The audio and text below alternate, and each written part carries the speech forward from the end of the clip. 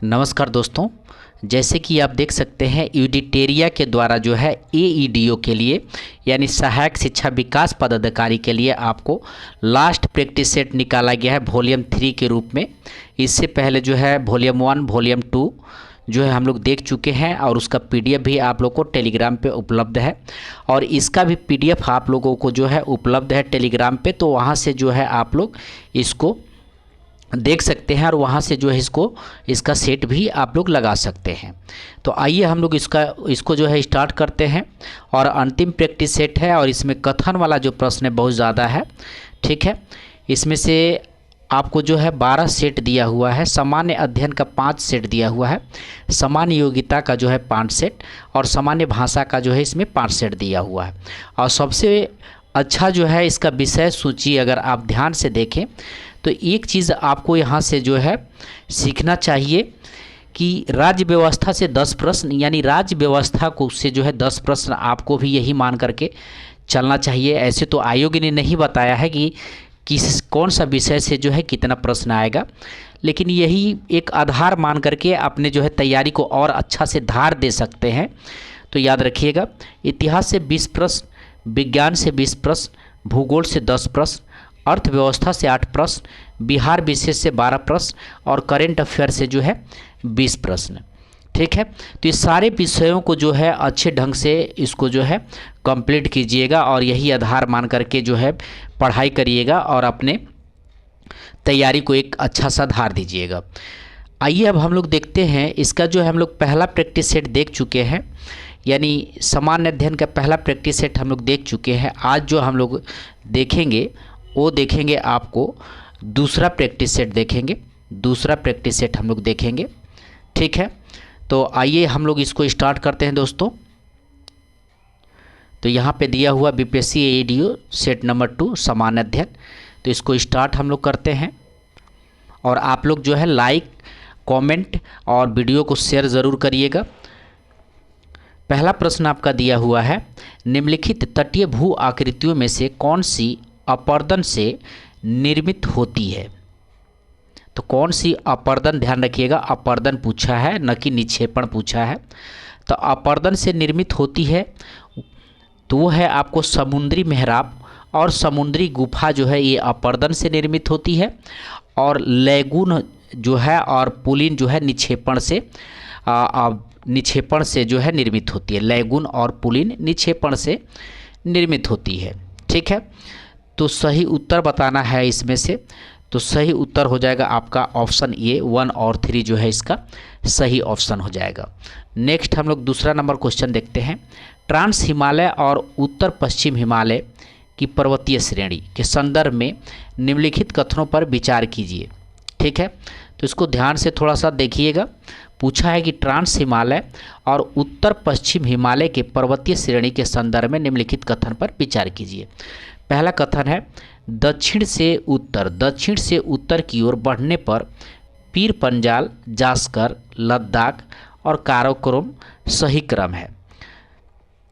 ठीक है, तो ये बिल्कुल सही है और इसके क्रम को जरूर आप लोग याद रखिएगा। ठीक है, पीर पंजाल, जास्कर, लद्दाख, काराकोरम इसका दक्षिण से उत्तर बढ़ने पे। उसके बाद दूसरा ऑप्शन दिया है, लद्दाख श्रेणी सिंधु नदी और उसकी सहायक स्वेक नदी के बीच एक जल विभाजक के रूप में कार्य करती है। ठीक है, तो ये भी बिल्कुल सही है, दूसरा ऑप्शन भी इसका सही है। तीसरा ऑप्शन दिया है, विश्व की दूसरी सबसे ऊंची चोटी केटू गोंडविन आइंस्टीन जास्कर श्रेणी का हिस्सा है। तो विश्व की दूसरी सबसे ऊंची चोटी केटू तो है, ठीक है, गोंडविन आइंस्टीन, लेकिन यहाँ पे जास्कर श्रेणी दे दिया है, तो ये जास्कर श्रेणी में नहीं है, ये काराकोरम श्रेणी में है। तो यही इसमें से जो है गलत है। ठीक है, तो तीसरा ऑप्शन गलत है, बाकी पहला और दूसरा सही है। तो इसका आंसर क्या हो जाएगा, बी ऑप्शन जो है इसका सही हो जाएगा। आइए नेक्स्ट क्वेश्चन हम लोग देखते हैं। नेक्स्ट क्वेश्चन तीसरा नंबर है, महासागरीय महाद्वीपीय प्लेटों की अभिसरण के संदर्भ में निम्नलिखित कथनों पर विचार कीजिए। महासागरीय महाद्वीपीय प्लेटों के अभिसरण के संदर्भ में निम्नलिखित कथनों पर विचार करना है। इसमें कथन थोड़ा सा, ठीक है, और सही उत्तर आपको बताना है, ठीक है। यहाँ पे दिया हुआ सही उत्तर आपको बताना है। तो पहला आपको कथन दिया है, जब ये प्लेट टकराती है तो कम घनत्व वाले महाद्वीपीय प्लेट अधिकतम घनत्व वाले महासागरीय प्लेट के नीचे विक्षेपित हो जाती है, ठीक है, यानी नीचे क्षेपित हो जाती है। तो ये गलत है, ये कथन जो गलत है, इसका जो है उल्टा हो जाएगा। क्या होगा कि जब ये प्लेटें टकराती है तो कम घनत्व वाला महाद्वीपीय प्लेट अधिक घनत्व वाले महाद्वीपीय प्लेट के नीचे नहीं, ठीक है, ऊपर विक्षेपित हो जाती है। तो ये पहला कथन गलत हो गया। दूसरा है, इस प्रक्रिया में बनने वाला मैग्मा मुख्य रूप से बेसाल्टिक होता है, जिसके कारण तटों पर सिम्य ज्वालामुखी उदार होती है। तो ये भी कथन जो है क्या है आपको गलत है, दूसरा भी कथन इसमें गलत है, ठीक है। तीसरा है, पेरू चिली गर्त महासागरीय और महाद्वीपीय प्लेटों के बीच विनाशकारी प्लेट सीमा का एक सटीक उदाहरण है।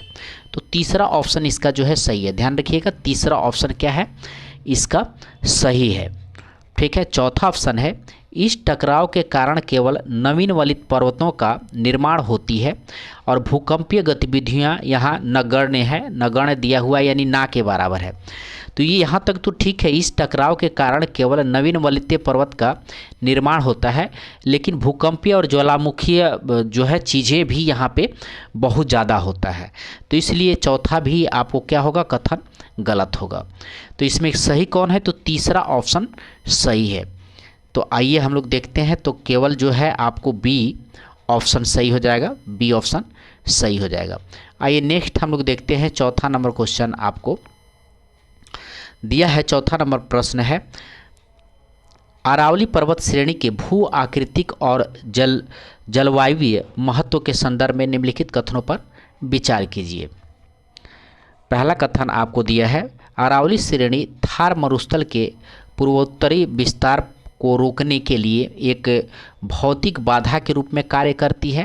तो ये बिल्कुल सही है, एक भौतिक बाधा के रूप में जो है कार्य करती है, यानी थार मरुस्थल को जो है पूर्वी विस्तार नहीं करने देती है, वहीं पे उसको रोक लेती है। तो ये कथन बिल्कुल सही है, ध्यान में रखिएगा। आइए नेक्स्ट हम लोग इसका ऑप्शन देखते हैं। तो नेक्स्ट ऑप्शन है आपका दूसरा ऑप्शन दिया हुआ है, अरावली पर्वतमाला का विस्तार दक्षिण पश्चिम से उत्तर पूर्व की ओर होने के कारण यह दक्षिण पश्चिम मानसून की अरब सागर शाखा के समांतर पड़ती है, जिससे राजस्थान में भारी वर्षा होता है। तो यहाँ पे जो है आपको समानांतर पड़ती है, यहाँ तक तो ठीक है, लेकिन राजस्थान में भारी वर्षा नहीं पड़ती है। क्या होता है कि मौसम जो है इसके समानांतर पड़ती है, तो ऊपर से जो है मौसम निकल जाता है, ठीक है, और भारी वर्षा नहीं होता है। तो ये भी कथन क्या है आपको गलत है।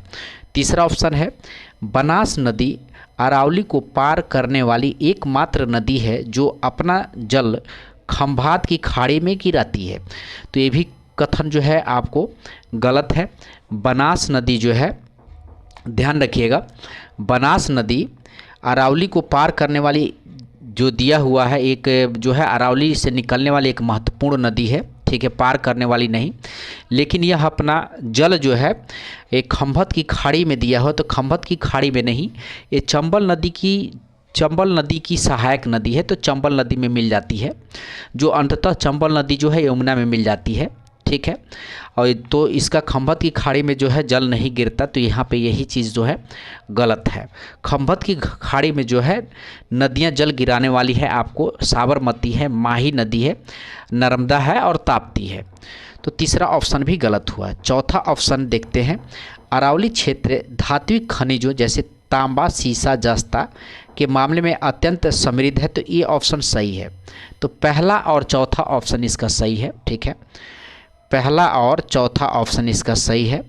तो आइए हम लोग कूट देखते हैं यहाँ पे। तो कूट आपको ऑप्शन नंबर ए सही हो जाएगा, ठीक है, ऑप्शन नंबर ए सही हो जाएगा। पांचवा हम लोग क्वेश्चन देखते हैं, वसंत विषु लगभग 21 मार्च के संबंध में निम्नलिखित में से कौन सा कथन सही है। तो वसंत विषु के बारे में बताना है। एक कब होता है, तो 21 मार्च। पहले तो ये चीज़ आपको याद होनी चाहिए। ठीक है, तो पहला ऑप्शन दिया है आपको सूर्य कर्क रेखा पर लंबवत होती है, तो ये गलत है। ठीक है, तिरछी होती है। सूर्य मकर रेखा पर लंबवत होती है, ये भी गलत है, तिरछी होगी। सूर्य भूमध्य रेखा पर लंबवत होता है और उत्तरी गोलार्ध में ग्रीष्म ऋतु का आरंभ होता है। तो सूर्य भूमध्य रेखा पर लंबवत तो होती है, लेकिन उत्तरी गोलार्ध में ग्रीष्म ऋतु नहीं होगा, तो ये भी कथन गलत हो जाएगा।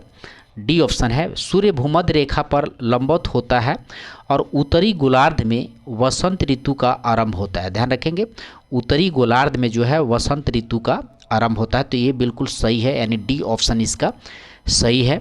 ठीक है, और कौन सा कथन सही है, तो ये डी ऑप्शन सही हो जाएगा। आइए नेक्स्ट क्वेश्चन हम लोग देखते हैं 6 नंबर। निम्नलिखित में से कौन सी नदी शांत घाटी के वर्षा वनों से निकलती है और भरतपूजा नदी में मिलती है? भरतपूजा नदी में मिलती है, वो कौन सी नदी है? तो सी ऑप्शन सही हो जाएगा, कुंती पूजा। कुंती पूजा जो है इसका आंसर हो जाएगा। ध्यान रखिएगा, शांत घाटी जो है, शांत घाटी राष्ट्रीय उद्यान केरल के पलक्कड़ जिले में स्थित है। शांत घाटी राष्ट्रीय उद्यान कहाँ स्थित है? तो केरल के पलक्कड़ जिले में स्थित है। यह क्षेत्र पश्चिम घाट की नीलगिरी पहाड़ियों का हिस्सा है। तो याद रखिएगा, यह क्षेत्र जो है नीलगिरी पहाड़ियों का हिस्सा है। और कुंती पूजा नदी का उद्गम जो है आपको एक महत्वपूर्ण सहायक नदी है भरतपूजा का जो है कुंती पूजा जो है एक सहायक नदी है। ठीक है, तो ये भी याद रखिएगा। नेक्स्ट हम लोग क्वेश्चन 7 नंबर प्रश्न हम लोग देखते हैं। निम्नलिखित में से कौन सा देश स्लोवाकिया के पड़ोसी देश है? स्लोवाकिया के पड़ोसी देश पूछा है कि कौन सा देश है? तो सर्बिया है, तो सर्बिया। ठीक है, तो सर्बिया नहीं है। चेक गणराज्य, तो चेक गणराज्य है, ध्यान रखिएगा।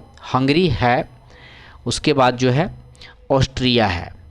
तो स्लोवाकिया का जो है आपका पड़ोसी देश चेक गणराज्य, हंगरी और ऑस्ट्रिया है। तो उत्तर हो जाएगा 2, 3, 4। तो 2, 3, 4 सी ऑप्शन जो है सही हो जाएगा। और याद रखिएगा, स्लोवाकिया जो है एक स्थलरूढ़ मध्य यूरोपीय देश है और इसकी सीमाएं जो है उत्तर में जो है पोलैंड से लगता है और उत्तर पश्चिम में चेक गणराज्य से लगता है और दक्षिण पश्चिम में जो है ऑस्ट्रिया से लगता है और दक्षिण में जो है हंगरी से लगता है। अब पूर्व में यूक्रेन से भी स्लोवाकिया का लगता है। और स्लोवाकिया का राजधानी कहाँ है? तो ये भी याद रखिएगा, स्लोवाकिया का राजधानी आपको जो है ब्रातिस्लावा है। ठीक है, ब्रातिस्लावा है। नेक्स्ट हम लोग क्वेश्चन 8वां नंबर देखते हैं। निम्नलिखित युग्मों पर विचार कीजिए। निम्नलिखित युग्मों पर जो है आपको विचार करना है और सही सम्मिलित है उसको बताना है। नहर परियोजना है और एक तरफ राज्य है। ठीक है, तो इसमें बताना है कौन सा सही सम्मिलित है। तो घाट प्रभा नहर परियोजना, तो घाट प्रभा नहर परियोजना ये कहाँ पे है? तो ये कर्नाटक में है, ये बिल्कुल सही है। ठीक है, कर्नाटक में। उसके बाद जो है उकाई नहर परियोजना आपको जो है गुजरात में है, गुजरात में है। ठीक है, उकाई नहर परियोजना कहाँ है? तो गुजरात में है। नीरा नहर परियोजना ये महाराष्ट्र में है, ये भी बिल्कुल सही है। जवाई परियोजना जो है यहाँ तमिलनाडु दिया हुआ है, तो ये आपका गलत हो जाएगा।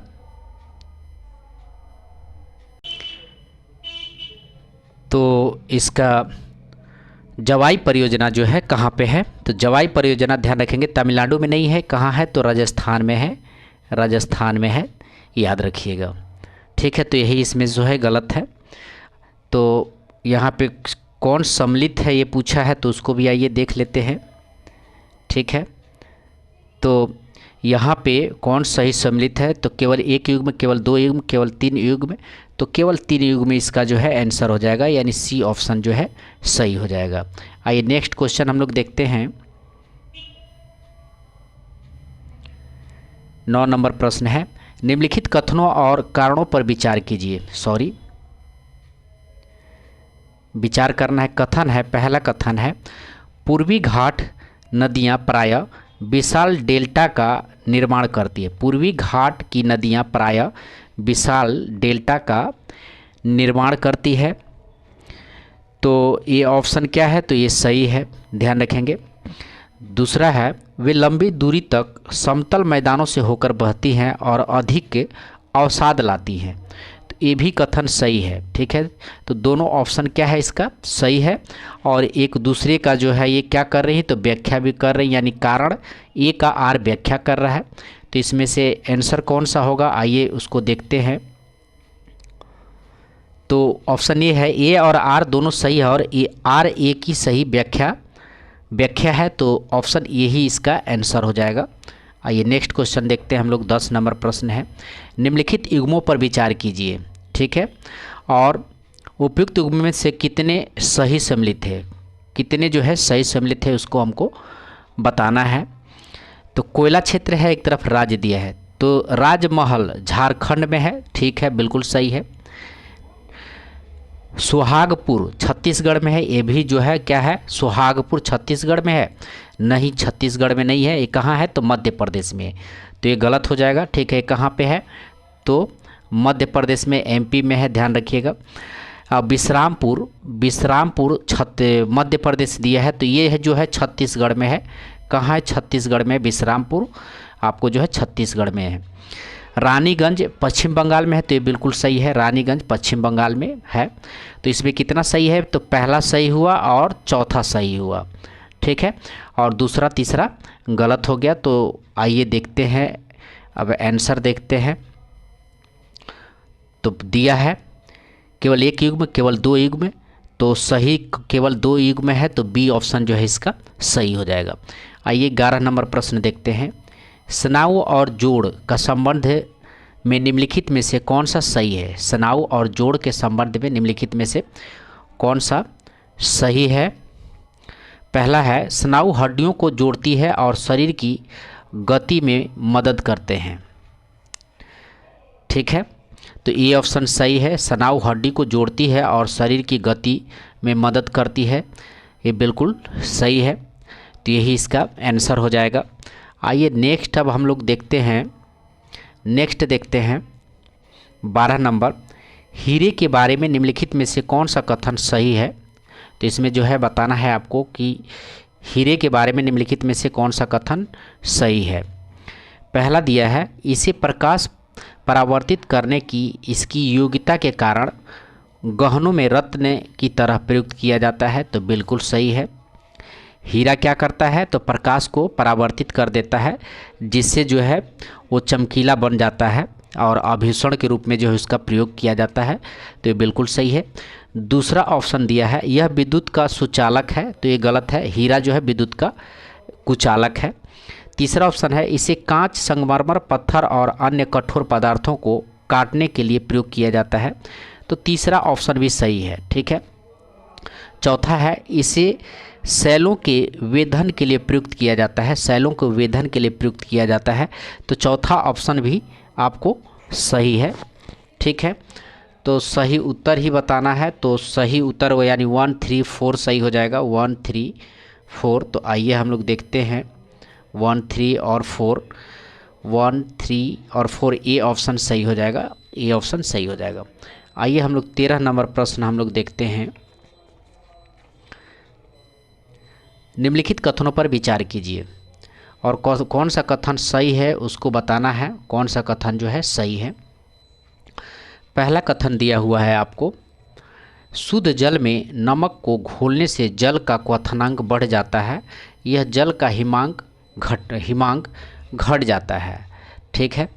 तो पहला कथन सही है, ध्यान रखिएगा, शुद्ध जल में नमक को घोलने से जल का क्वथनांक बढ़ जाता है एवं जल का हिमांक जो है क्या हो जाता है, घट जाता है। दूसरा कथन है, जल में जब मिथाइल अल्कोहल डालते हैं तो जल का क्वथनांक घट जाता है, तो ये भी सही है, जल में जब मिथाइल अल्कोहल डालते हैं तो जल का क्वथनांक घट जाता है, ये भी सही है, ठीक है। तो 1 और 2 इसका आंसर हो जाएगा, यानी 1 और 2 दोनों ऑप्शन क्या है, सही है। आइए नेक्स्ट हम लोग देखते हैं 14 नंबर प्रश्न देखते हैं। 14 नंबर प्रश्न आपको यहाँ पे दिया गया है, नीचे दिए गए कथनों में कौन सा सही है, कौन सा जो है सही है बताना है। पहला कथन है रुधिर वर्ग ए वाला कोई व्यक्ति रुधिर वर्ग ए तथा रुधिर वर्ग ए बी वाले रुधिर को रुधिर दान कर सकता है। ठीक है, तो ये बिल्कुल सही है, ध्यान रखिएगा। दूसरा ऑप्शन है रुधिर वर्ग ए बी वाला कोई व्यक्ति रुधिर वर्ग ए बी और ए बी अथवा ओ वाले व्यक्ति को रुधिर दान कर सकता है। तो ये जो है आपको गलत हो जाएगा, दूसरा ऑप्शन इसका गलत है। तीसरा ऑप्शन है रुधिर वर्ग ओ वाला व्यक्ति किसी भी अन्य रुधिर वर्ग वाले व्यक्ति को रुधिर दान कर सकता है। तो तीसरा ऑप्शन भी सही है। ठीक है, तो पहला और तीसरा ऑप्शन सही हो गया। चौथा ऑप्शन देखते हैं रुधिर वर्ग ओ वाला व्यक्ति किसी भी रुधिर वर्ग वाले व्यक्ति से रुधिर ले सकता है। तो ये आपको जो है गलत है। ठीक है, तो आइए देखते हैं सही उत्तर को चुनना है।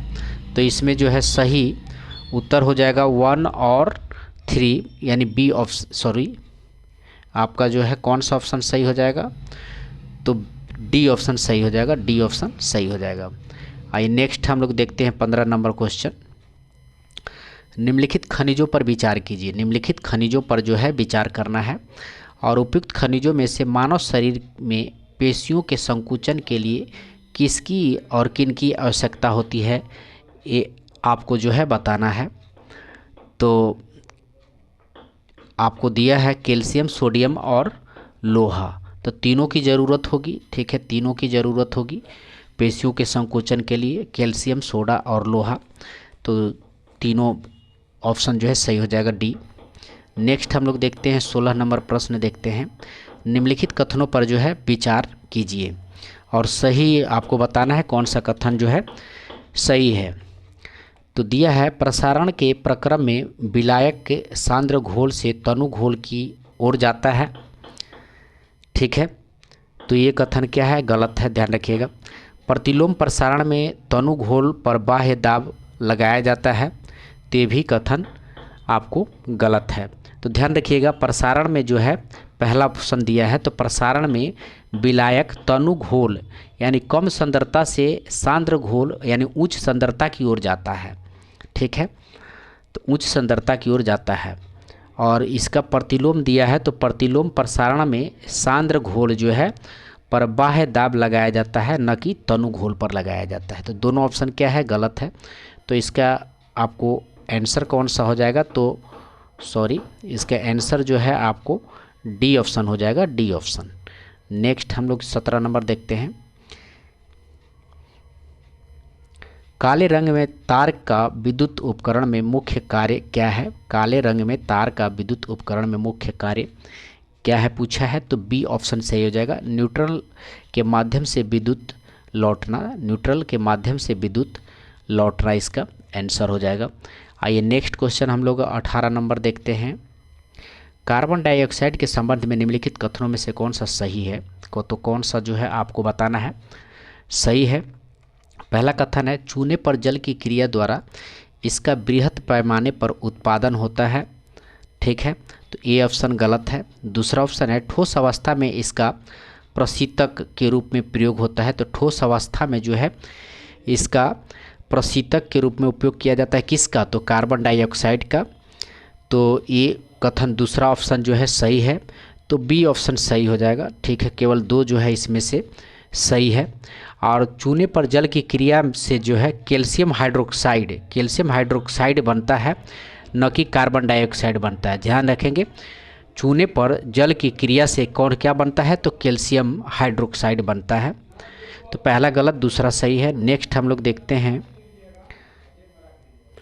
19 नंबर प्रश्न हम लोग देखते हैं। ठीक है, निम्नलिखित में से कौन सा कथन सही नहीं है, कौन सा कथन जो है आपको सही नहीं बताना है। पहला है मानव नेत्र अपसारी लेंस से युक्त एक अपवर्तनीय निकाय है। मानव नेत्र अपसारी लेंस से युक्त एक अपवर्तनीय निकाय है, तो ये जो है आपको सही नहीं है। ठीक है, ध्यान रखिएगा, मानव नेत्र में जो है अपसारी लेंस नहीं होता है, अभिसारी लेंस होता है। अपसारी लेंस दिया है तो ये गलत है, अभिसारी लेंस होता है। ठीक है, मानव नेत्र में मौजूद प्राकृतिक लेंस एक उत्तल लेंस होता है जो प्रकाश किरण को एक बिंदु यानी रेटिना पर एकत्रित करता है। ठीक है। बी ऑप्शन अब हम लोग देखते हैं, तो बी ऑप्शन दिया है आपको, बाकी जो है सब सही है, सिर्फ वही गलत है, तो वही आंसर हो जाएगा, ठीक है। बी पढ़ते हैं। मानव नेत्र के दृष्टि पटल में एक प्रकाश संवेदी कोशिकाएं होती हैं जिन्हें शलाका और शंकु कहते हैं, जो प्रकाश को विद्युत संदेशों में परावर्तित करता है, तो ये बिल्कुल सही है। दूसरा है, दृष्टि पटल पर केंद्रित होने वाला प्रत्येक प्रतिबिंब उल्टा होता है, तो ये भी सही है। तीसरा ऑप्शन है, वस्तु के अपेक्षिक स्थितियों की सही परख करने के लिए हम दोनों आँखों की आवश्यकता होती है, तो ये भी सही है, ठीक है। आइए नेक्स्ट हम लोग देखते हैं 20 नंबर प्रश्न देखते हैं। निम्नलिखित कथनों पर विचार कीजिए। कथन ए दिया है, लोहे का एक गोल पारे पर तैरता है किंतु पानी में डूब जाता है। तो लोहे का एक गोला पारे पर तैरता है किंतु पानी में डूब जाता है। कारण दिया है, लोहे का अपेक्षित घनत्व पारे के अपेक्षित घनत्व से अधिक होता है, ठीक है। तो नीचे दिए गए कुट का सही उत्तर चुनिए दिया है इसमें, तो इसका सही आंसर हो जाएगा आपको सी ऑप्शन सही हो जाएगा। ए सही है परंतु क्या है, आर गलत है, ठीक है। ए सही है परंतु आर गलत है। लोहे का अपेक्षित घनत्व जो है पारे के अपेक्षित घनत्व से जो है आपको क्या है, कम होता है, ठीक है, कम होता होगा। नेक्स्ट हम लोग 21 नंबर क्वेश्चन देखते हैं। निम्नलिखित कथनों पर विचार कीजिए। कथन ए है, रासायनिक अभिक्रिया में आक्रिय वातावरण देने के लिए नाइट्रोजन गैस का प्रयोग किया जाता है, ठीक है। तो ये सही है, रासायनिक अभिक्रिया में आक्रिय वातावरण देने के लिए नाइट्रोजन गैस का प्रयोग किया जाता है, बिल्कुल सही है। कारण देखते हैं, साधारण तापमान पर नाइट्रोजन गैस का रासायनिक अभिक्रियाशीलता बहुत ही कम होती है, ठीक है। तो ये जो है ये भी सही है, तो दोनों ऑप्शन सही है, और तो ऑप्शन ये सही है, ए और आर दोनों सही है, और आर ए का सही स्पष्टीकरण भी है, तो याद रखिएगा। नेक्स्ट हम लोग देखते हैं 22 नंबर क्वेश्चन। 22 नंबर प्रश्न है, परंपरागत कर्णपाली, ठीक है, कर्णपाली प्रक्रम या कान छेदन में खून नहीं बहता है, इसका क्या कारण है। कर्णपाली यानी कान छेदन में खून नहीं बहता है, इसका कारण पूछा है कि क्या कारण है, तो बी ऑप्शन सही हो जाएगा।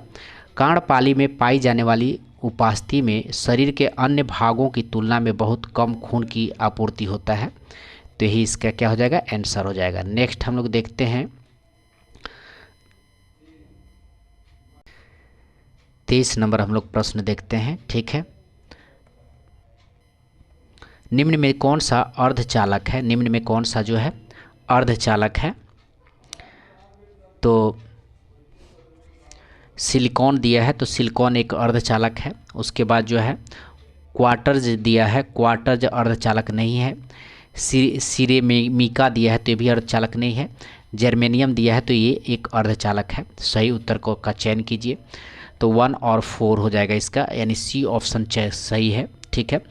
अर्धचालक वे पदार्थ होते हैं जिनकी विद्युत चालकता सुचालकों जैसे तांबा और कुचालकों जैसे कांच के बीच की होती है, ध्यान रखेंगे। और सिलिकॉन और जर्मेनियम जो है आवर्त सारणी 14वें समूह के तत्व हैं, और सबसे शुद्ध प्राकृतिक अर्धचालक माने जाते हैं सिलिकॉन और जर्मेनियम, ठीक है। और इनका उपयोग आधुनिक इलेक्ट्रॉनिक उपकरणों जैसे मोबाइल, कंप्यूटर चिप्स और ट्रांजिस्टर में अनिवार्य रूप से किया जाता है। और डोपिंग अशुद्धि मिलाना की प्रक्रिया द्वारा जो है अर्धचालक की चालकता के कई गुना बढ़ाया जा सकता है। डोपिंग अशुद्धि मिलाने की प्रक्रिया द्वारा अर्धचालक की चालकता को कई गुना बढ़ाया जाता है। आइए नेक्स्ट हम लोग क्वेश्चन देखते हैं, 24 नंबर प्रश्न हम लोग देखते हैं। तो 24 नंबर प्रश्न है, जब कठोर जल पूर्णतः वाष्पीकृत हो जाता है तो पात्र में सफ़ेद ठोस बचा रह जाता है, यह निम्नलिखित में से किसकी उपस्थिति के कारण होता है, और सही उत्तर का चुनाव करना है, ठीक है। तो पहला ऑप्शन आपको दिया है कैल्शियम और मैग्नीशियम के कार्बोनेट से, ठीक है, बिल्कुल सही है। उसके बाद दिया है कैल्शियम और मैग्नीशियम के सल्फेट से, ये भी सही है। कैल्शियम और मैग्नीशियम के क्लोराइड से, तो ध्यान रखिएगा, कठोर जल में कैल्शियम और मैग्नीशियम के लवण घुले होते हैं। जब इस जल को पूरी तरह वाष्पीकृत किया जाता है तो पानी भाप बनकर उड़ जाता है, लेकिन इसमें घुले कैल्शियम और मैग्नीशियम के कार्बोनेट, सल्फेट और क्लोराइड पीछे रह जाते हैं, जो सफ़ेद रंग की परत या पाउडर के रूप में दिखाई देते हैं। ठीक है, आइए नेक्स्ट हम लोग क्वेश्चन देखते हैं। तो ऑप्शन के हिसाब से इसका आंसर देख लेते हैं, 1, 2 और 3, यानी बी ऑप्शन ही सही हो जाएगा। नेक्स्ट क्वेश्चन हम लोग देखते हैं 25 नंबर। निम्नलिखित में से कौन सा से मधुमेह से संबंधित है जो प्रौढ़ों का एक सामान्य रोग है। ठीक है, प्रौढ़ों का एक सामान्य रोग है, मधुमेह रोग के बारे में दिया है और सही उत्तर का चयन करना है। पहला ऑप्शन है रक्त में शर्करा का उच्च स्तर, तो रक्त में शर्करा का उच्च स्तर मधुमेह का कारण है। रक्त में शर्करा का निम्न स्तर मधुमेह का कारण नहीं है, ध्यान रखिएगा। रक्त में इंसुलिन की निम्न मात्रा, तो ये भी जो है मधुमेह का कारण है, तो पहला सही हो गया और तीसरा सही है। रक्त में इंसुलिन की अधिक मात्रा, तो अधिक मात्रा से जो है मधुमेह नहीं होता है, कम मात्रा से मधुमेह होता है। तो 1 और 3 ऑप्शन सही है इसका। तो आइए इसका ऑप्शन देख लेते हैं। तो 1 और 3 डी में दिया है, डी में दिया है, तो डी ऑप्शन इसका सही हो जाएगा। आइए नेक्स्ट क्वेश्चन 26 नंबर देखते हैं। अम्ल वर्षा में निम्नलिखित में से कौन सा अम्ल मुख्य रूप से उपस्थित होता है। ठीक है, अम्ल वर्षा में कौन सा अम्ल मुख्य रूप से उपस्थित होता है पूछा है, तो इसका सी ऑप्शन सही हो जाएगा, नाइट्रिक अम्ल और सल्फ्यूरिक अम्ल। ध्यान रखिएगा, अम्ल वर्षा में नाइट्रिक अम्ल और सल्फ्यूरिक अम्ल होता है। नेक्स्ट हम लोग क्वेश्चन देखते हैं 27 नंबर। निम्नलिखित कथनों पर विचार कीजिए। ठीक है, और कौन सा सही है उसको बताना है। पहला दिया है आपको, साफ असमान दृश्य प्रकाश के नीले तरंगदैर्घ्य के अल्प प्रकीर्णन के कारण नीला दिखता है, तो ये गलत है। ठीक है, दूसरा है वायुमंडल में प्रकाश का रक्त भाग नीले प्रकाश की अपेक्षा अधिक प्रकीर्णन प्रदर्शित करता है, तो ये भी गलत है। तीसरा है वायुमंडल की अनुपस्थिति में प्रकाश का प्रकीर्णन नहीं होगा और आकाश कृष्ण या काला दिखेगा, तो ये बिल्कुल सही है। ठीक है, तो तीसरा ऑप्शन का जो है केवल सी जो है आपका तीसरा ऑप्शन सही है। तो आइए इसका कूट देख लेते हैं, तो कूट में जो है सी ऑप्शन सही हो जाएगा। नेक्स्ट हम लोग देखते हैं 28 नंबर क्वेश्चन। आयोडीन युक्त लवण क्या है। आयोडीन युक्त लवण पूछा है कि क्या है, तो यह है आपका पोटेशियम आयोडाइड और साधारण नमक का मिश्रण है। नेक्स्ट क्वेश्चन हम लोग देखते हैं 29 नंबर प्रश्न देखते हैं। ध्वनि तरंगों से संबंधित निम्नलिखित कथनों में से कौन सा कथन सही है। ध्वनि तरंगों से संबंधित कथन देखना। कथन 1 है, जब हम ठोस से गैसीय अवस्था में जाते हैं तब ध्वनि की गति कम हो जाती है। ठीक है, तो जब हम ठोस से गैसीय अवस्था में जाते हैं तब ध्वनि की गति कम हो जाती है, तो ये क्या है, क्या बताना है इसमें थोड़ा सा, कौन सा सही है। तो ठीक है, पहला ऑप्शन सही है। फिर दिया है कथन 2, किसी भी माध्यम में जैसे ही हम तापमान को कम करते हैं वैसे ध्वनि की गति बढ़ जाती है, तो ये ऑप्शन सही है। ध्वनि की गति कांच के माध्यम की तुलना में एल्युमिनियम में कम रहती है। ठीक है,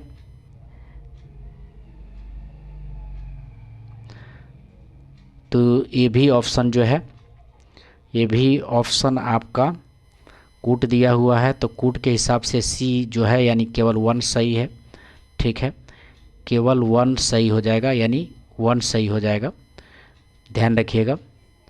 ठीक है, कौन सा सही हो जाएगा, सी ऑप्शन सही हो जाएगा, केवल कथन 1 सही है। आइए नेक्स्ट क्वेश्चन हम लोग 30 नंबर क्वेश्चन देखते हैं।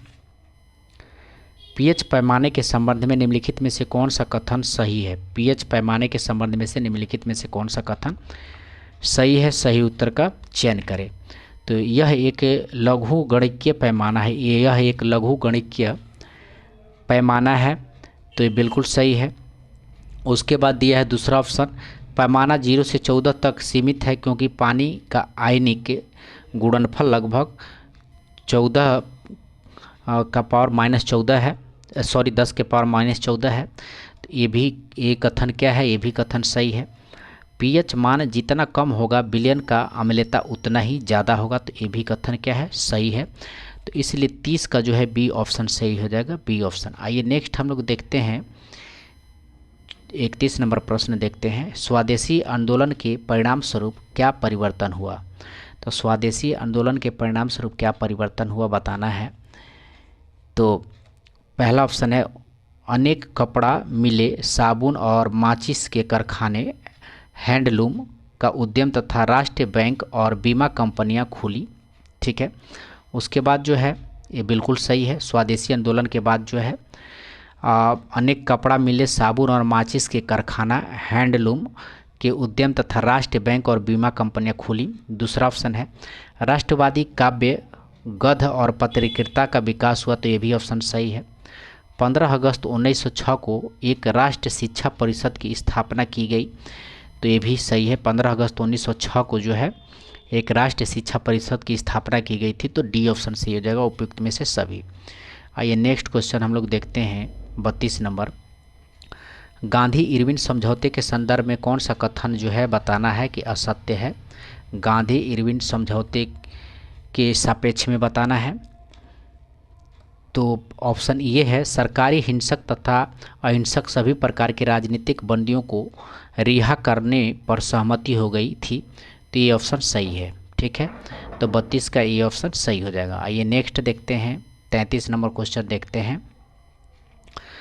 किस मध्यकालीन साम्राज्य ने आर्थिक तथा सांस्कृतिक क्षेत्र में उत्तर और दक्षिण के बीच सेतु का काम किया था। तो 33 का ए ऑप्शन सही हो जाएगा राष्ट्रकूट। ठीक है, राष्ट्रकूट। नेक्स्ट हम लोग देखते हैं 34 नंबर प्रश्न देखते हैं।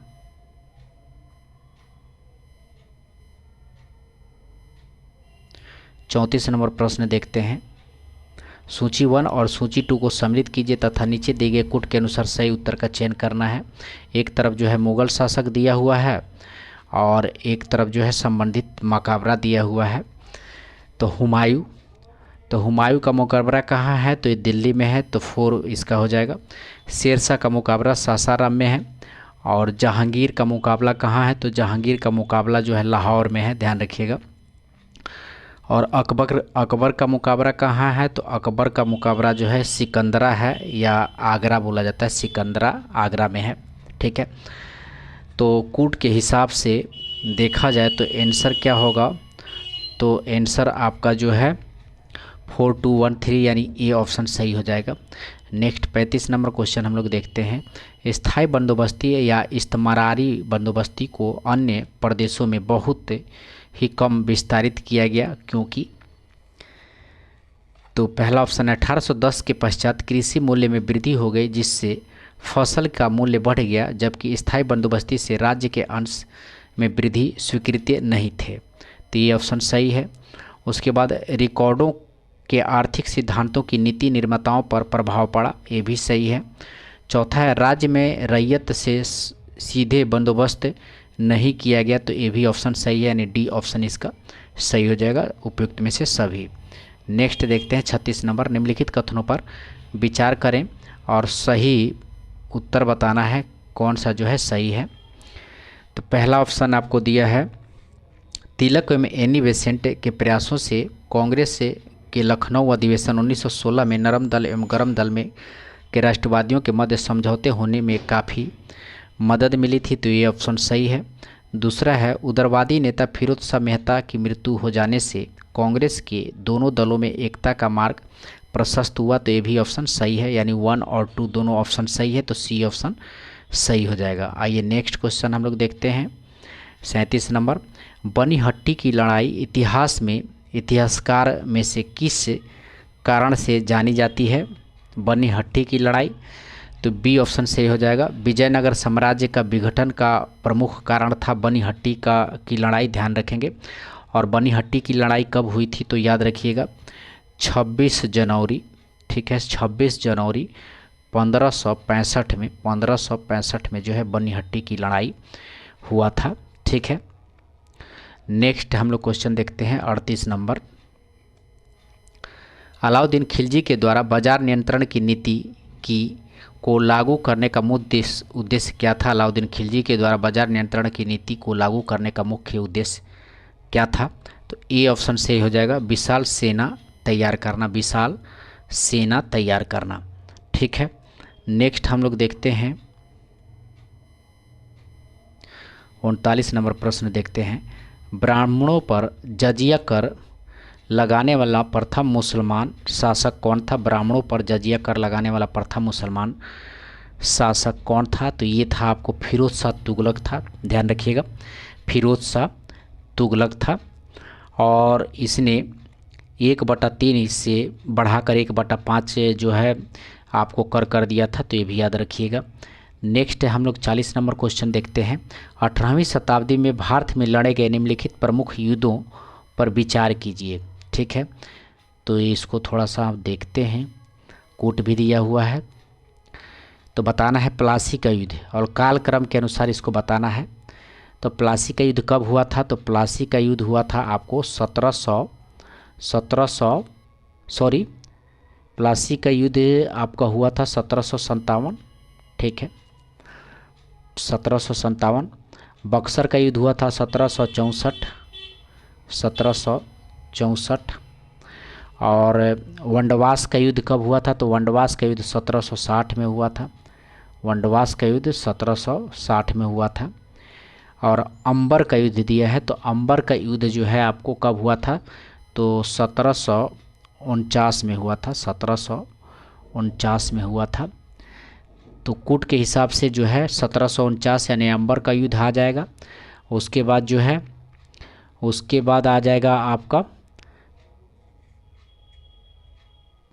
ठीक है, सी आ जाएगा, CADB, यानी ऑप्शन के हिसाब से इसका आंसर क्या हो जाएगा? तो सी ऑप्शन सही हो जाएगा, सी ऑप्शन सही हो जाएगा।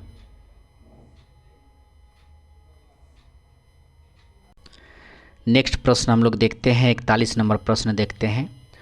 मैजिक लालटेन व्याख्यान तमिलनाडु में जनता के बीच निम्नलिखित में से किस घटना के दौरान राजनीतिक चेतना उत्पन्न करने का एक लोकप्रिय तरीका था? मैजिक लालटेन व्याख्यान तमिलनाडु में बताना है। ठीक है, तो इसका आंसर हो जाएगा सी, स्वदेशी आंदोलन। तमिलनाडु में स्वदेशी आंदोलन के दौरान मैजिक लालटेन का उपयोग जो है प्रचार और जन जागरूकता के लिए एक क्रांतिकारी उपकरण के रूप में इसका प्रयोग किया गया था। ठीक है, नेक्स्ट हम लोग 42 नंबर क्वेश्चन देखते हैं। अग्रहारिका नामक अधिकारी निम्नलिखित में से किसकी देखभाल करता है? अग्रहारिका नामक अधिकारी निम्नलिखित में से किसकी देखभाल करता है? तो 42 का सी ऑप्शन सही हो जाएगा, धार्मिक न्यास का, धार्मिक न्यास का। 43 नंबर हम लोग क्वेश्चन देखते हैं। जलियांवाला बाग हत्याकांड के विरोध में निम्नलिखित में से किसने वायसराय की कार्यकारी परिषद से त्यागपत्र दे दिया था? तो 43 का आंसर सी हो जाएगा, सर शंकर नायर, सर शंकर नायर। और जलियांवाला हत्याकांड कब हुआ था? तो 13 अप्रैल 1919 को हुआ था, जिसमें जो है सर शंकर नायर जो है आपको वायसराय की कार्यकारी परिषद से त्यागपत्र दे दिया था, तो याद रखिएगा। नेक्स्ट हम लोग 44 नंबर क्वेश्चन देखते हैं। भारतीय राष्ट्रीय कांग्रेस ने अपने किस वार्षिक अधिवेशन में स्वराज्य की प्राप्ति को अपना मुख्य लक्ष्य घोषित किया था? तो 44 का ए ऑप्शन से हो जाएगा, कलकत्ता 1906 में, कलकत्ता 1906 में। नेक्स्ट हम लोग क्वेश्चन देखते हैं 45 नंबर। निम्नलिखित में से कौन सा प्रावधान लखनऊ समझौता 1916 के अंतर्गत शामिल नहीं था? तो सी ऑप्शन सही हो जाएगा, ये ऑप्शन जो है ये शामिल नहीं था। केंद्रीय व्यवस्थापिका सभा में कुल निर्वाचित भारतीय सदस्यों का 1/9 भाग मुसलमानों के लिए आरक्षित किया गया था, ये जो है शामिल नहीं था। बाकी जो है मुस्लिम लीग द्वारा कांग्रेस के उत्तरदायी शासन की मांग को स्वीकार किया जाना था, तो ये सही है। कांग्रेस ने मुस्लिम लीग की मुसलमानों के लिए पृथक निर्वाचन व्यवस्था का मांग स्वीकार कर लिया था, तो ये भी सही है।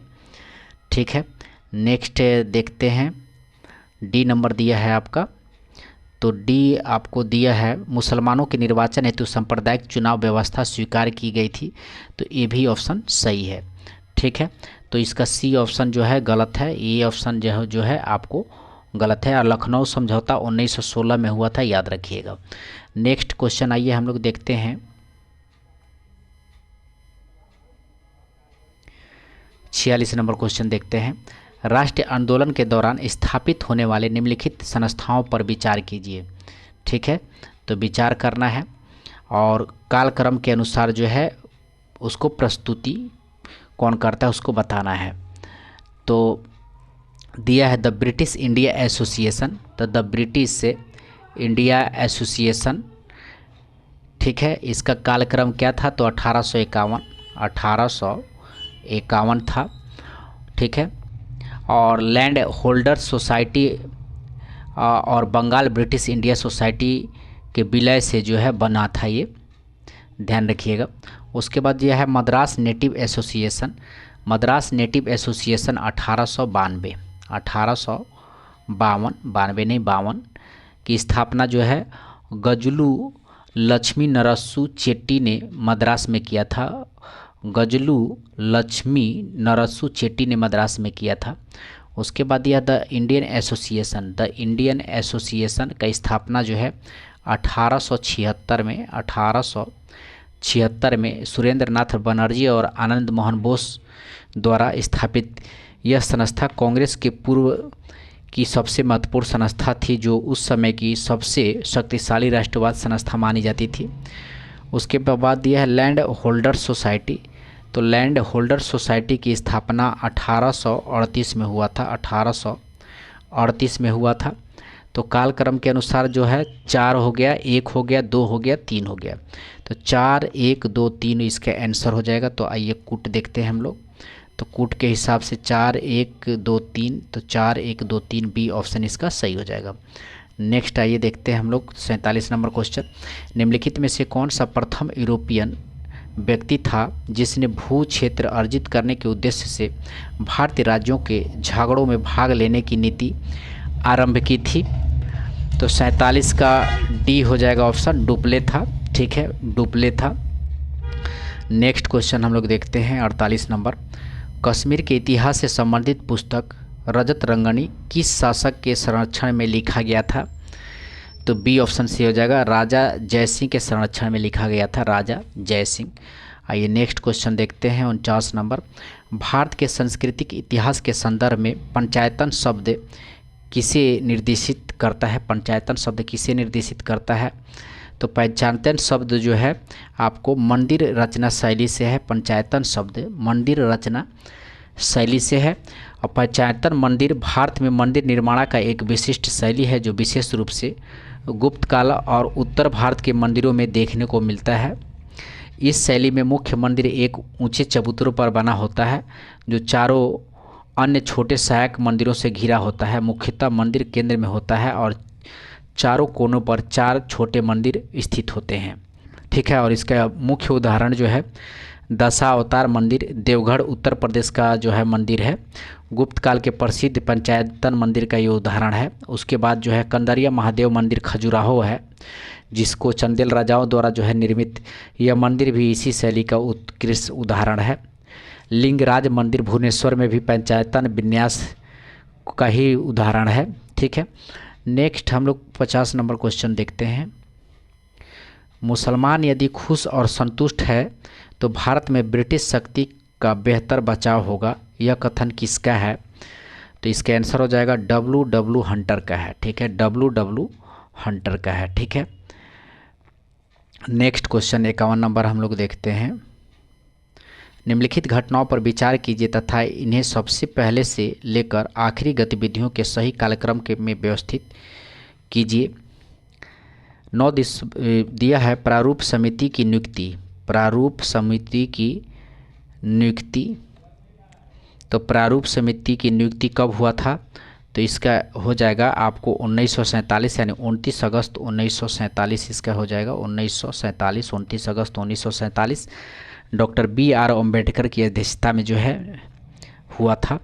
उसके बाद भारतीय संविधान को अंगीकृत और अधिनियमित किया गया था कब?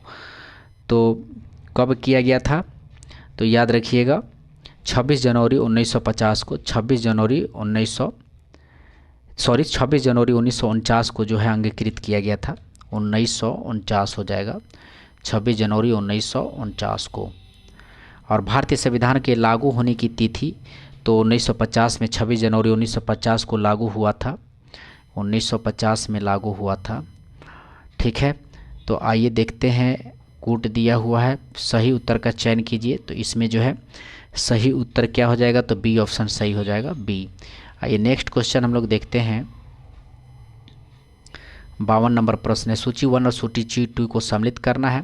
एक तरफ समिति दिया है, एक तरफ जो है नियुक्तियों का वर्ष दिया है। बलवंत राय मेहता समिति, ठीक है, तो बलवंत राय मेहता समिति 1957 हो जाएगा। बलवंत राय मेहता समिति 1957 ने त्रिस्तरीय पंचायती राज व्यवस्था का सिफारिश किया था। इन्होंने त्रिस्तरीय पंचायती राज व्यवस्था का सिफारिश किया था। उसके बाद अशोक मेहता समिति दिया है, तो अशोक मेहता समिति आपका हो जाएगा 1977। उसके बाद जो है, ठीक है, और अशोक मेहता समिति का गठन जनता पार्टी सरकार द्वारा किया गया था। और अशोक मेहता समिति ने द्विस्तरीय पंचायती राज व्यवस्था दिया था इन्होंने। और उसके बाद है LM सिंधवी समिति। LM सिंधवी समिति का स्थापना 1986 में ने पंचायतों के संवैधानिक दर्जा देने के पूरा जोर सिफारिश की गई थी। LM सिंधवी समिति की अनुशंसा के पश्चात 73वें संविधान संशोधन 1992 के द्वारा 24 अप्रैल 1993 को पंचायती राज व्यवस्था का जो है संवैधानिक दर्जा प्रदान किया गया था। ठीक है, नेक्स्ट है PK थुंगन समिति। PK थुंगन समिति आपका 1988 ने भी स्थानीय निकायों को मजबूत करने और संवैधानिक दर्जा देने की बात कही थी। तो ऑप्शन के हिसाब से इसका बी ऑप्शन जो है सही हो जाएगा, 1 2 3 4। नेक्स्ट हम लोग देखते हैं 53 नंबर क्वेश्चन, भारत के राष्ट्रपति के निर्वाचन के संबंध में निम्नलिखित में से कौन सा कथन सही नहीं है। निर्वाचन के संबंध में कौन सा कथन सही नहीं है, तो कोई केंद्रीय मंत्री राष्ट्रपति निर्वाचन होने के पात्र नहीं होगा। तो ये जो है यही कथन गलत है, तो यही ऑप्शन सही हो जाएगा 53 का। बाकी जो दिया हुआ सब सही दिया हुआ है। ठीक है, राष्ट्रपति का निर्वाचन संसद और राज्यों एवं संघ राज्य क्षेत्रों की विधानसभाओं के निर्वाचित सदस्यों द्वारा किया जाता है, बिल्कुल सही है। ठीक है, और अनुच्छेद 54 के द्वारा, तो ये भी याद रखेंगे, अनुच्छेद 54 के द्वारा। उसके बाद जो है सी ऑप्शन दिया हुआ है, निर्वाचक गण में विधान परिषद का निर्वाचित सदस्य शामिल नहीं होते हैं, तो ये शामिल नहीं होते हैं, बिल्कुल सही है भी। एकल संक्रमणीय मत द्वारा अनुपातिक प्रतिनिधित्व पद्धति का पालन किया जाता है, तो ये भी बिल्कुल सही है। तो इसका ये ऑप्शन जो है आंसर हो जाएगा, ये ऑप्शन गलत है। नेक्स्ट देखते हैं हम लोग 54 नंबर क्वेश्चन, भारतीय संविधान ने प्रारंभ में कितने अवधि के लिए सभी सरकारी उद्देश्य हेतु अंग्रेजी भाषा का उपयोग के लिए अनुमति प्रदान की थी। तो 54 का डी ऑप्शन से हो जाएगा, 15 वर्ष के लिए। संविधान के अनुच्छेद 343 के अनुसार जो है देवनागरी लिपि में हिंदी को संघ की राजभाषा घोषित किया गया था। हालांकि संविधान में यह प्रावधान किया गया था कि संविधान लागू होने की तिथि 1950 से 15 वर्षों की अवधि तक अर्थात 1965 तक सरकारी कार्यों के लिए अंग्रेजी का प्रयोग जारी रहेगा। बाद में राजभाषा अधिनियम 1963 द्वारा इसे अनिश्चित काल के लिए बढ़ा दिया गया था। नेक्स्ट हम लोग देखते हैं 55 नंबर क्वेश्चन, निम्नलिखित कथनों पर विचार करें। कथन 1 दिया है, भारत में दैनंदिन या रोजाना जेल प्रशासन के लिए जेलों का अनुरक्षण राज्य सरकारें अपने नियम और विनियम से करती है। ठीक है, उसके बाद दिया है कथन दूसरा दिया है, भारत में जेल का नियंत्रण जेल अधिनियम 1894 द्वारा किया जाता है, जिसे जेल के विषय स्पष्ट रूप से प्रांतीय सरकारों के नियंत्रण में रहा है। तो इसमें से बताना है कि कौन सा जो है कथन सही है। तो दोनों कथन क्या है इसका सही है, ध्यान रखिएगा, दोनों कथन सही है। तो आइए ऑप्शन देखते हैं हम लोग। तो ये ऑप्शन सही हो जाएगा, कथन 1 और 2 दोनों सही है, और कथन 2 कथन 1 का सही व्याख्या करता है। नेक्स्ट हम लोग देखते हैं 56 नंबर क्वेश्चन देखते हैं। 56 नंबर प्रश्न है, निम्नलिखित कथनों पर विचार कीजिए। तो विचार करना है और क्या बताना है, तो सही उत्तर का चुनाव करना है। तो आइए हम लोग इसको देखते हैं पहले। ठीक है, पहला है संविधान का 61वां संविधान संशोधन मतदाताओं की आयु घटाने से संबंधित है। तो 56 का ये जो है बिल्कुल सही है। 61वां संशोधन जो है मतदाताओं का जो है आयु घटाने से है। मतदाता की आयु क्या थी? तो 61वां संविधान संशोधन कब हुआ था पहले उसको जानते हैं। तो 1989 में हुआ था, 89 ठीक है में हुआ था। और मतदाता की आयु जो है 21 वर्ष से घटाकर कितना करना था? तो 18 वर्ष करना था। तो ये याद रखिएगा, ठीक है। तो पहला ऑप्शन जो है सही है। नेक्स्ट हम लोग देखते हैं दूसरा ऑप्शन, संविधान का 93वां संशोधन आर्थिक रूप से कमज़ोर वर्गों के आरक्षण से संबंधित है। तो ये गलत है, दूसरा ऑप्शन इसमें जो है गलत है, ध्यान रखेंगे। 93वां संशोधन जो है कब हुआ था? तो 93वां संशोधन आपको हुआ था 2006 में हुआ था, 2006 में हुआ था। शिक्षण संस्थाओं में ओबीसी आरक्षण से संबंधित है, न कि ईडब्ल्यूएस से है, ईडब्ल्यूएस से नहीं है, ओबीसी से संबंधित है 93वां संविधान संशोधन। तो ये तो गलत हो गया। तीसरा देखते हैं, संविधान के 86वें संशोधन में अनुच्छेद 19A जोड़ा गया है, अनुच्छेद 19A जोड़ा गया है, ठीक है। तो ये भी गलत है, ध्यान रखिएगा। 86वें संविधान 2002 शिक्षा के अधिकार को अनुच्छेद 19A में नहीं, एक शिक्षा का अधिकार जोड़ा गया है जो 21A हो जाएगा, 21A जोड़ा गया है। तो ये भी क्या है? तो ये भी गलत है। चौथा ऑप्शन देखते हैं। तो चौथा ऑप्शन है, सन 2002 में अभिभावकों द्वारा अपने 6 से 14 वर्ष के बच्चों को शिक्षा देने का कर्तव्य जोड़ा गया। तो ये बिल्कुल सही है, ठीक है। तो इसमें जो है 1 और 4 सही है सिर्फ। तो आइए देखते हैं। तो 1 और 4 सी ऑप्शन सही हो जाएगा, सी ऑप्शन सही हो जाएगा। नेक्स्ट हम लोग देखते हैं 57 नंबर क्वेश्चन, निर्वाचन आयोग की शक्तियों के संदर्भ में अर्ध न्यायिक कार्य का अर्थ क्या है? अर्ध न्यायिक कार्य का अर्थ क्या है? तो सी ऑप्शन सही हो जाएगा, राजनीतिक दलों के बीच विवादों का निपटारा करना, जैसे चुनाव चिन्ह विवाद, ठीक है। नेक्स्ट हम लोग देखते हैं 58 नंबर क्वेश्चन, सूचना के का अधिकार अधिनियम 2005 के बारे में निम्नलिखित में से कौन सा कथन सही है 2005 के बारे में?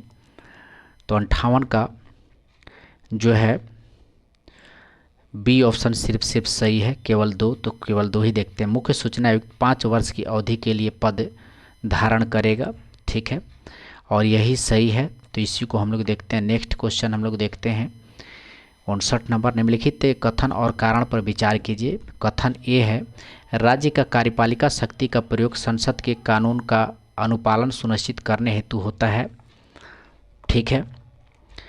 तो ये ऑप्शन सही है। दूसरा कारण आर दिया है, भारत सरकार अपनी कार्यपालिका शक्तियों का प्रयोग करके राज्य सरकारों को आवश्यक निर्देश दे सकती है। तो ये भी कथन सही है, यानी ऑप्शन ए सही है। ए और आर दोनों सही है और आर ए की सही व्याख्या करता है। आइए नेक्स्ट क्वेश्चन देखते हैं 60 नंबर, निम्नलिखित कथनों पर विचार करें। निम्नलिखित कथनों पर जो है विचार करना है। पहला है, संविधान के अनुच्छेद 109 कुछ विशेष परिस्थितियों में संसद के दोनों सदनों की संयुक्त बैठक का प्रावधान करता है। तो ये बिल्कुल सही है, ध्यान रखिएगा। संविधान के अनुच्छेद 109 नहीं है, ध्यान रखिएगा, 108 है, 108 होगा। तो ये गलत हो जाएगा। 108 संसद के दोनों सदनों की संयुक्त बैठक का प्रावधान करता है और अनुच्छेद 109 दिया है। तो याद रखिएगा, अनुच्छेद 109 जो है धन विधेयक के संबंध में है। तो पहला ही ऑप्शन जो है गलत हो गया। दूसरा ऑप्शन है, संयुक्त बैठक की अध्यक्षता लोकसभा के अध्यक्ष द्वारा की जाती है। तो लोकसभा के अध्यक्ष द्वारा की जाती है, तो ये बिल्कुल सही है। लोकसभा के अध्यक्ष या उपाध्यक्ष भी इसका जो है कर सकते हैं उनके नहीं रहने पर, और अनुच्छेद 118 4 के तहत। तो ये तो सही है। आइए नेक्स्ट देखते हैं, तीसरा ऑप्शन दिया है, धन विधेयक के मामले में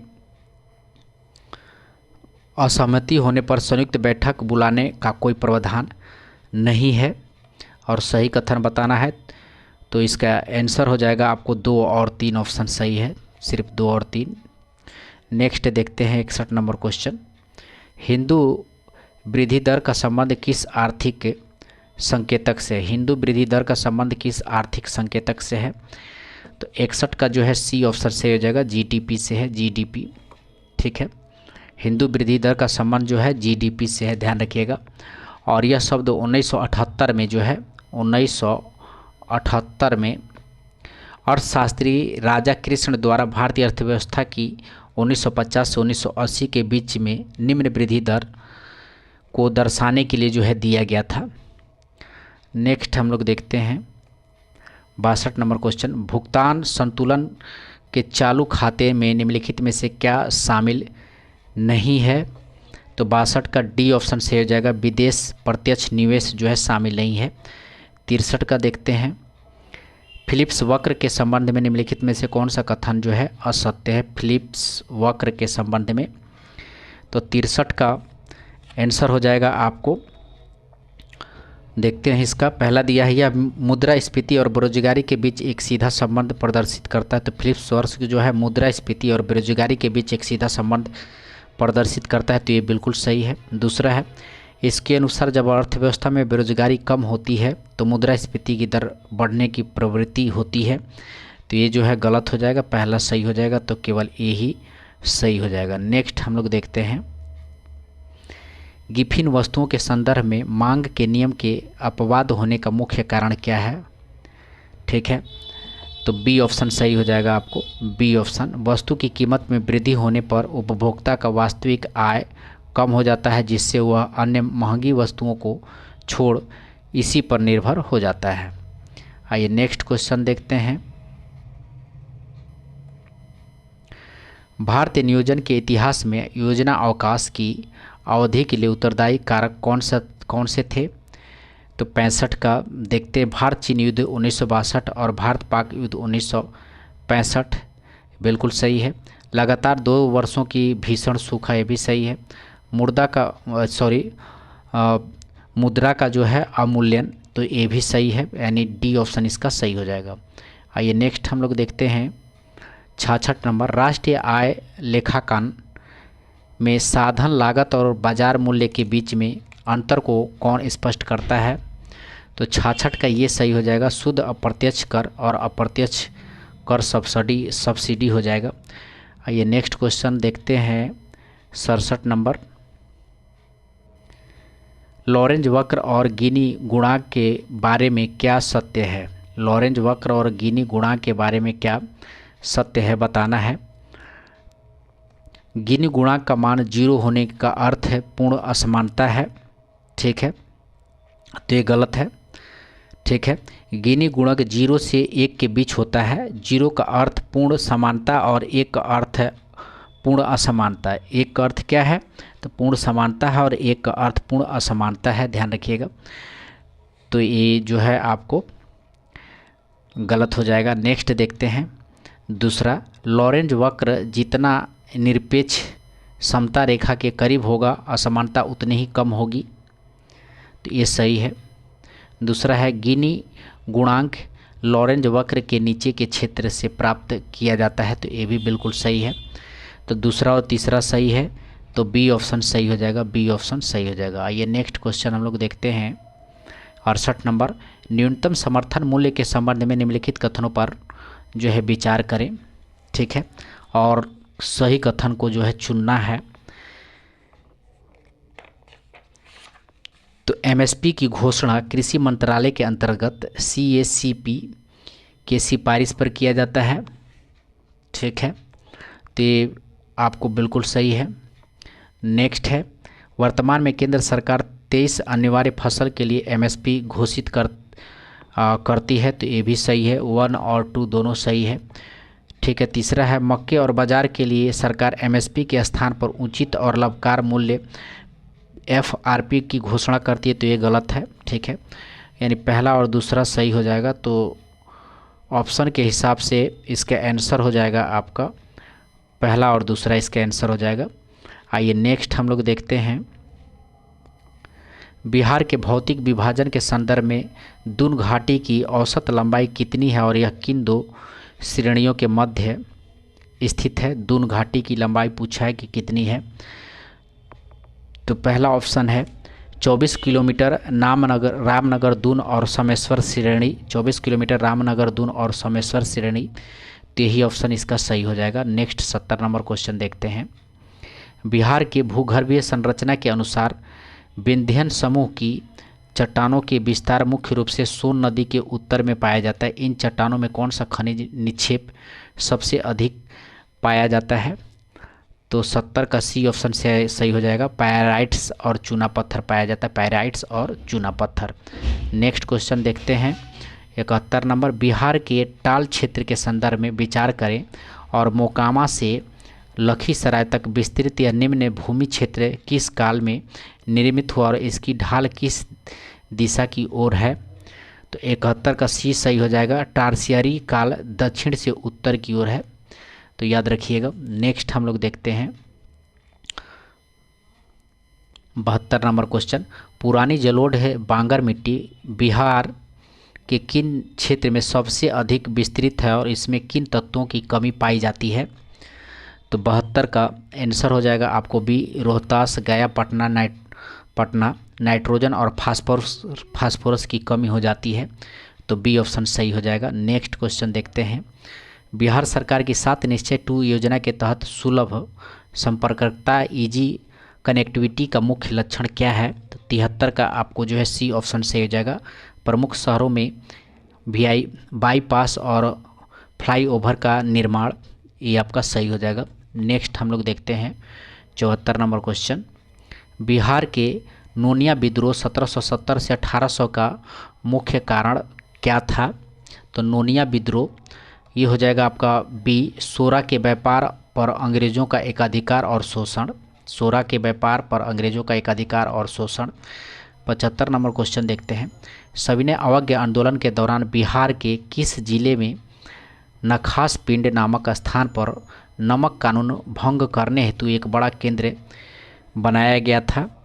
तो 75 का बी ऑप्शन सही हो जाएगा, पटना पे में बनाया गया था। नेक्स्ट क्वेश्चन देखते हैं 76 नंबर। बिहार में सविनय अवज्ञा आंदोलन के दौरान गठित स्वदेशी लीग के बारे में निम्नलिखित कथनों पर विचार करें और सही उत्तर का चयन करें। पहला है, इसकी स्थापना मई 1930 पटना में हुई थी, तो बिल्कुल सही है। सर अली इमाम इसके अध्यक्ष थे, तो ये भी सही है। सच्चिदानंद सिन्हा इसके सचिव थे, तो ये जो है आपको ऑप्शन गलत है, ध्यान रखेंगे। सच्चिदानंद सिन्हा जो है, और सच्चिदानंद सिन्हा इसके क्या थे? तो उपाध्यक्ष थे, ठीक है, उपाध्यक्ष थे, सचिव नहीं थे। तो 1 और 2 सही हो जाएगा, तो 76 का 1 और 2 ए ऑप्शन सही हो जाएगा। नेक्स्ट क्वेश्चन हम लोग देखते हैं 77 नंबर। शेरशाह सूरी के प्रशासनिक सुधार के तहत जरीबाना और महासिलाना क्या है? जरीबाना और महासिलाना क्या थे? तो 77 का बी ऑप्शन सही हो जाएगा। क्रमशः सर्वेक्षण शुल्क और कर संग्रह शुल्क था।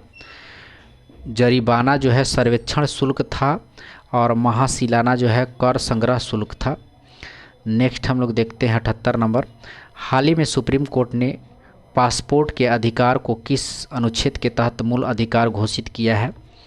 तो 78 का हो जाएगा सी, अनुच्छेद 21 के तहत घोषित किया है, ठीक है। नेक्स्ट देखते हैं 79 नंबर क्वेश्चन।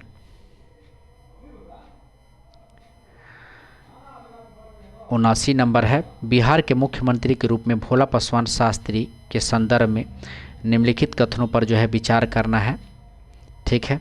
और कौन सा कथन सत्य है ये आपको बताना है।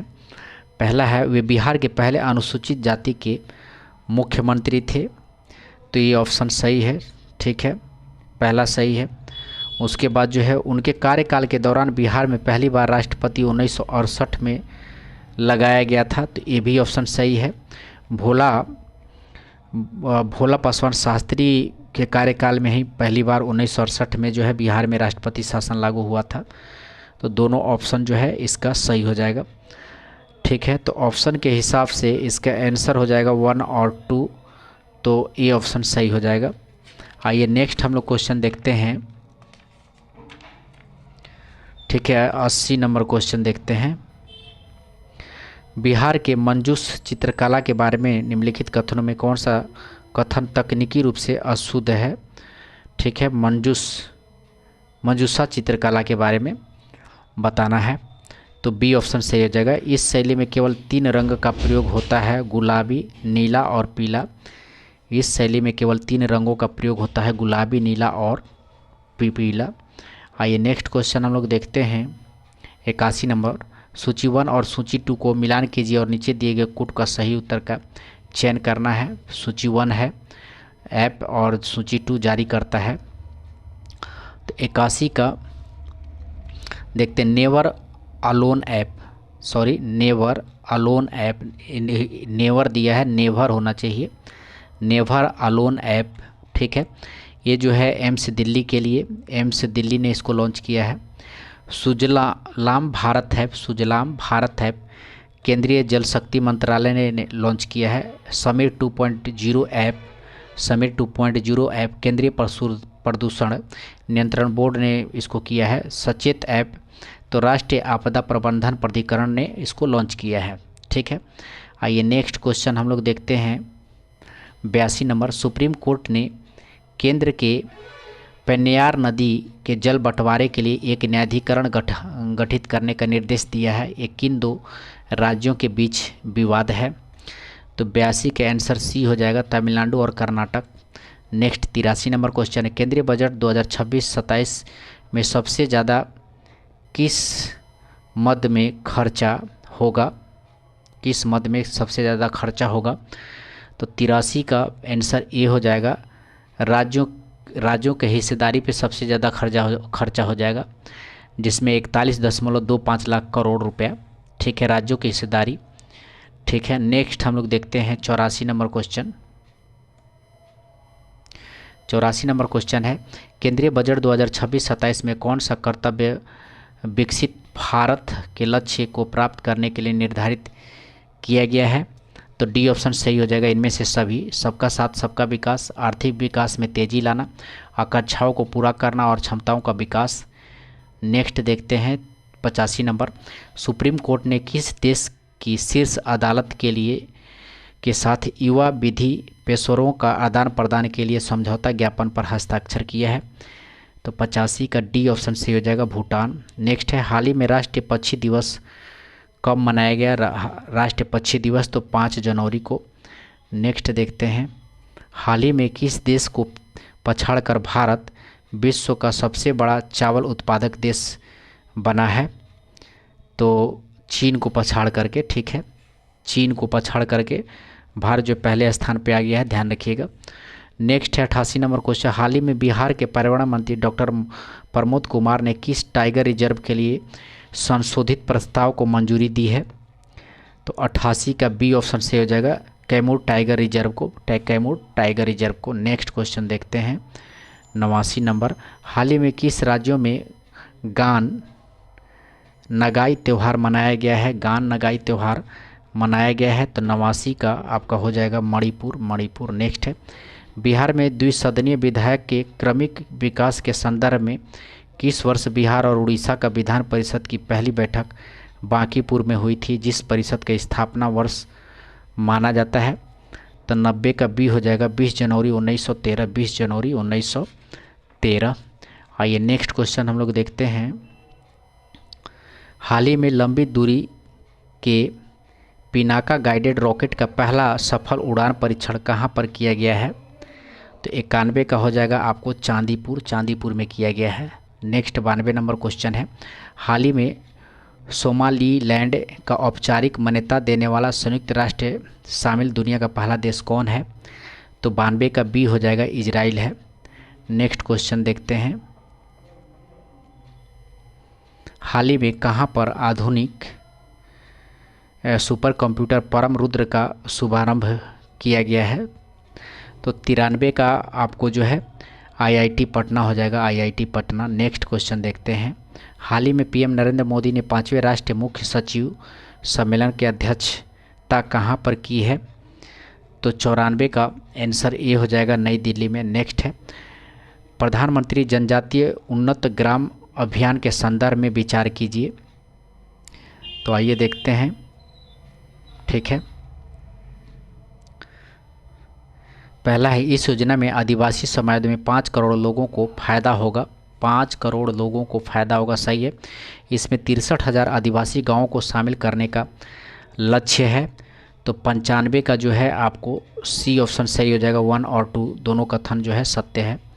नेक्स्ट क्वेश्चन हम लोग देखते हैं 96 नंबर। बिहार सरकार में पंचायती राज विभाग के मंत्री कौन है? पंचायती राज विभाग के मंत्री कौन है? तो 96 का डी ऑप्शन से हो जाएगा, श्री दीपक प्रकाश। श्री दीपक प्रकाश। नेक्स्ट है भारत और किर्गिस्तान के बीच आयोजित होने वाला 13वां खंजर अभ्यास कहाँ किया जा रहा है? तो 97 का ऑप्शन बी हो जाएगा, मीसामारी असम में। मीसामारी असम में हो रहा है। नेक्स्ट देखते हैं 98 नंबर। हाल ही में केरल का पहला तितली अभयारण्य कौन सा बन गया है? तो अरलम बन गया है, ठीक है। कौन बन गया है? तो अभी हम लोगों ने इसको देखा, अरलम बन गया है, ठीक है। नेक्स्ट देखते हैं 19 नंबर क्वेश्चन, 99 नंबर।